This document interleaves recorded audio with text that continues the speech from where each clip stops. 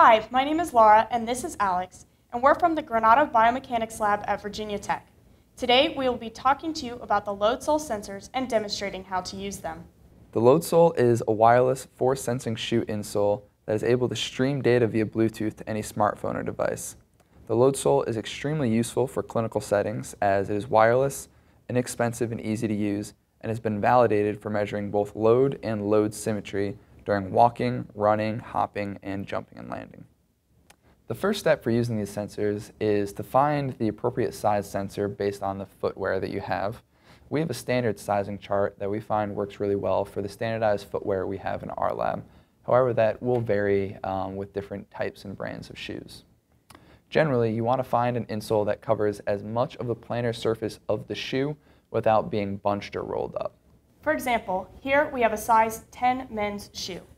If we use the Y sensors and place them into the shoe, we can see that it does not fit firmly onto the bottom of the shoe and is rolled up around the edges. If we put in a size W sensor, we can see that it moves around in the shoe and does not cover the whole bottom of the shoe. However, the perfect fit in this case is the size X.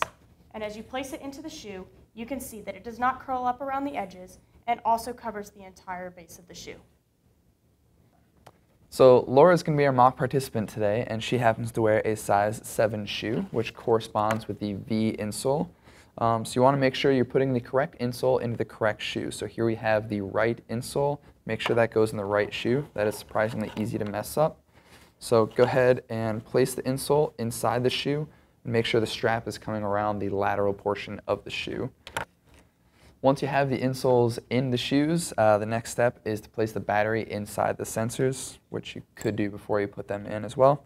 So you're going to want to unclip on the back of the sensor, and then you want to put a CR2032 battery inside here with the letters up. And then you should be able to see the green light blinking, indicating that the sensor is on. So once the sensors are in the shoe, you can have the participant go ahead and put the shoe on and tie them up just like they normally would. Make sure that the participant is not stepping on the sensor and it's not folded up underneath their foot. It helps just kind of give the sensor a little tug around the outside to make sure it's not folded up underneath the foot. And then you can go ahead and clip it onto the shoelaces, just making sure that it's not clipped too low on the shoe because that could stretch and potentially damage the sensor. The loadsol can be downloaded for free off the App Store simply by searching for loadsol and then opening the Pedoped loadsol app. Upon opening the app, you should see a screen that looks like this. Here you have the graph where the data is going to show up, and then you have settings in the top left and sensor in the top right. So we'll start with settings, where you can change the subject ID number or patient name. So here we'll just put in patient X for now, and then you can change the participant's weight either here or when you're connecting to the sensors. So we'll go ahead and do it here for now.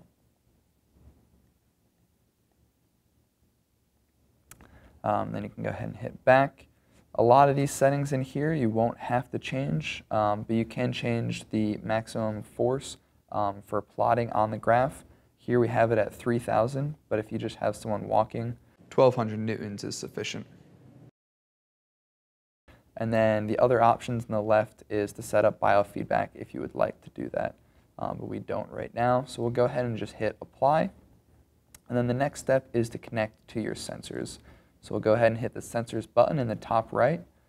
And if you have not connected to your sensors before, you'll need to start by scanning for them. If they are turned on, they should show up. And as they show up, you'll notice that the sensor ID here does correspond to the sensor ID on the label on the actual insole itself. To connect to the sensors, you want to hit the gray circle next to the sensor ID name, and then just simply hit connect. And we should see these red dots turn to green, showing that we are connected to the sensors. Next, you'll want to calibrate the sensor by clicking the I button to the right of each sensor label. And then on this screen, really the only thing we want to change is the time per frame to 5 milliseconds, corresponding to 200 Hertz collection speed. Next, we'll go ahead and hit the calibration button in the lower corner, where again you can change the subject's weight if you would like. And make sure the max resolution of force is set to 2.5 newtons. So when you're calibrating the sensors, you're going to have the participant stand on one foot and then switch back and forth a couple of times.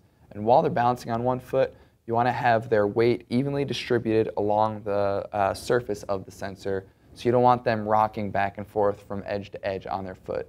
So what we do is we have a participant place their hand lightly against the wall as a balance point. So we don't want them leaning against the wall. We just want to have their balance as good as possible while they're on one foot. So we'll start with unloading the left sensor. So ask your participant to please lift up your left leg, count to around 3 seconds, and then hit 0, and ask them to switch to their right leg,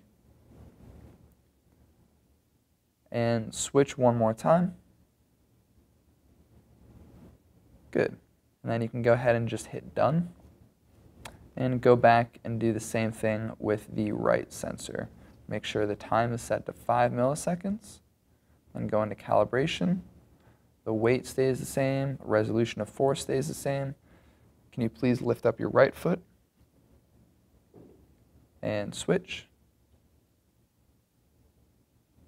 switch, and relax. Now the sensors are all set up and calibrated. You should see the sensors pop up in the top here showing that we are connected and they have battery and good connection. So once you're done with the calibration, you want to go ahead and check it to make sure that it was a good calibration. We accept calibrations that are within plus or minus 5% of the participant's body weight.